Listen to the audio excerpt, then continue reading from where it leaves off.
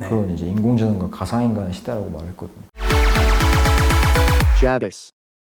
네, 반갑습니다. 세상 모든 직업을 리뷰하고 체험하는 잡스입니다.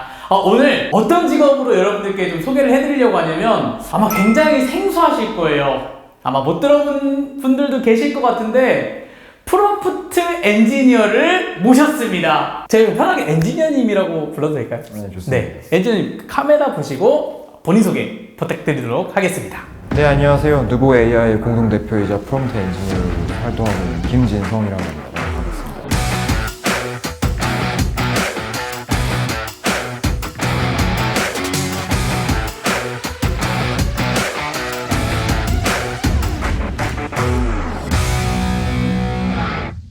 사실 프롬프트 엔지니어라는 게 저는 굉장히 생소하거든요. 네네. 그러니까 이 프롬프트 엔지니어가 정확히 어떤 일을 하는지 설명을 해주시면 좋을 것 같아요.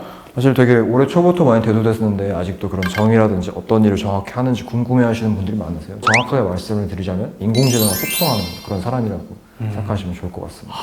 그럼 인공지능이랑 소통을 한다고 말씀해 주셨는데 네네. 그러니까 정확히 그럼 이 일이 어디에 활용이 좀 될 수 있나요? 저에 대해서 말씀드리자면 저는 사실 원래 디자이너이자 아니면 3D 모션 그래픽 디자인처럼 이미지를 많이 만든 사람이었는데 이미지를 이제 생성해주는 시대잖아요. 근데 그렇다고 이제 이미지가 나와라 얍 하고 나오는 건 아니거든요. 구체적으로 정확하게 어떤 이미지를 어떻게 생성할지에 대해서 좀 그런 프롬프트 같은 것들을 작성하는 그런 엔지니어 단이라고 좀 생각을 하시면 좋을 것 같아요. 사실 그런 분야의 공통점이라면 어떻게 보면 이미지가 하나의 프로덕트이기 때문에 이미지를 만들면 이제 끝나는 거거든요. 어떻게 보면. 그런 이미지를 만드는데 여러 가지 공정과 비용과 시간, 인력이 들어갔다면 인공지능 이미지를 생성하는 개념이 굉장히 매력적이었어요. 왜냐하면 이미지를 저희가 그동안은 뭐 포토샵을 사용을 하든 촬영을 하든 뭐 3D로 직접 모델링부터 시작해서 만들든 어쨌든 아웃풋이 나와야 되는 그런 직업단에 있었을 때 이미지를 바로 이제 비전 처리를 통해서 생성을 해주니까 그게 너무 매력적이에요. 그래서 저 혼자 창작자로서 할 수 있는 건 굉장히 조금 많아졌고요. 효율적으로 더 많은 이미지를 아름답게 생성할 수 있는 그런 장점이 있기 때문에 프롬프트 엔지니어는 직업이 아니더라도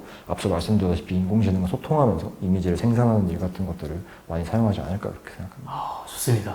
아니 그러면 이제 엔지니어님께서 여러 가지 쓰시는 툴들이 많을 거 아니에요? 그럼요. 좀 대표적으로 어떤 툴들을 쓰시는지도 소개해 주실 수 있을까요? 여러 가지 툴을 쓰지만 사실 제가 좀 이런 자리에서 특히 말씀드리고 싶은 게 블렌더라는 툴이에요. 블렌더라는 툴은 이제 제가 처음에 3D를 배웠을 때 마야라는 툴을 배웠었고 마야는 사실 지금도 상업적으로 많이 쓰여 있고 가장 많이 어떻게 보면 업계 표준이 되던 툴이었어요. 그러다가 블렌더라는 2단화 같은 툴이 나와요. 프로그램에 비용을 지출하는 거는 어떻게 창작자들한테는 물감이나 붓을 사는 것처럼 당연했는데 블렌더라는 툴은 무료인 겁니다. 심지어 가벼워요. 가볍기 때문에 컴퓨터 사양, 뭐 GPU라든지 아니면 파워라든지 CPU 파워 같은 것도 굉장히 좀 적게 들어가고요. 또 오픈소스였어요. 처음에 제가 블렌더를 사용할 때 같은 3D에 있는 업계 분들한테 굉장히 지탄을 많이 받았어요.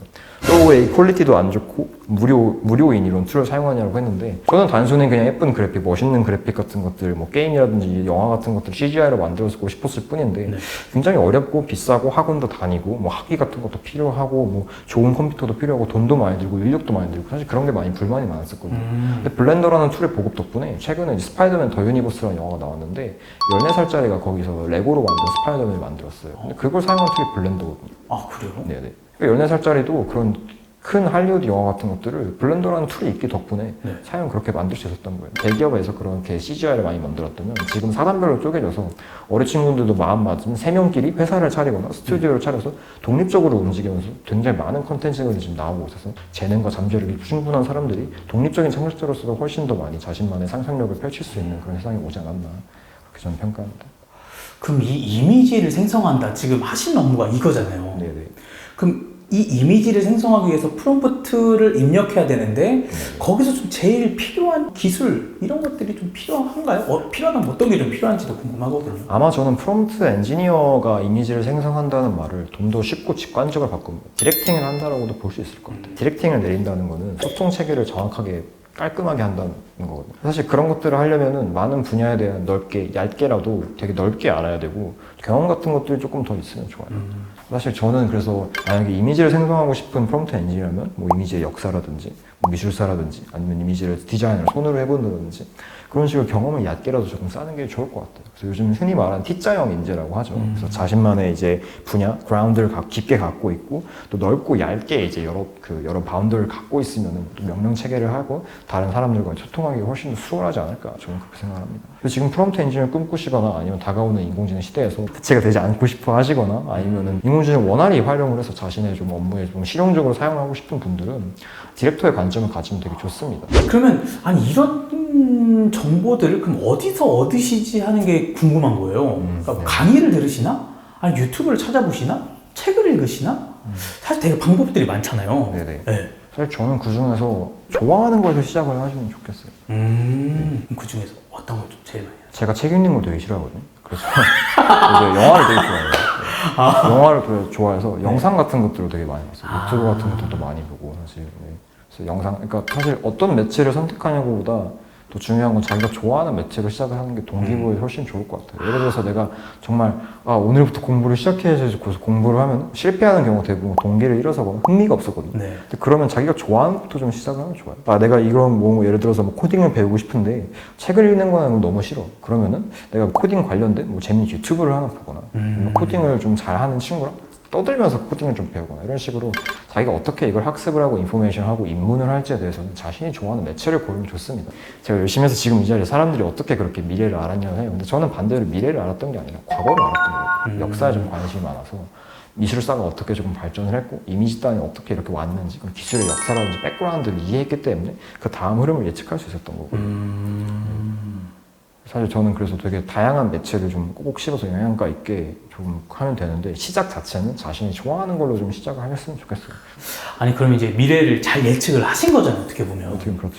앞으로의 미래는 또 어떻게 좀 흘러갈지도 미리 좀 얘기를 해주실 수 있을까요? 전 사실 작년에 이제 메타버스 NFT에서 그만두면서 두 가지 말을 했는데 앞으로는 이제 인공지능과 가상인간의 시대라고 말했거든요. 그때 아무도 안 들었어요. 근데 사실 저는 이제 인공지능을 또 맞췄으니까 네. 메타버스 NFT의 그런 좀 부진과 가상인간은 좀 앞으로 많이 대두가 될 것 같아요. 그래서 뭐? 그러니까 그거 다음에 이제 어떻게 될 거냐는 사실 더 중요해요. 인공지능 어떻게 보면 도구거든요. 근데 그렇게 인공이 발전해서 어디다 쓰지? 그게 굉장히 중요해요. 아무리 좋은 도구가 있어도 가만히 냅두면 안 되잖아요. 저는 그렇게 봤을 때 사실 좀 많이 예측을 하고 있는 게 버추얼 월드 같은 게 메타버스라는 표현을 쓰지 않아도 많이 대두가 될 것 같아요. 그래서 그렇게 되면은 저는 진짜 되게 극단적으로 저희가 보는 빌딩이나 간판이나 이런 게 아니라 그냥 데이터를 있는 QR코드나 아니면 이런 것만 있고 눈으로 봐서 그게 다 씌워지는 그런 상상도 할 수 있을 것 같아요.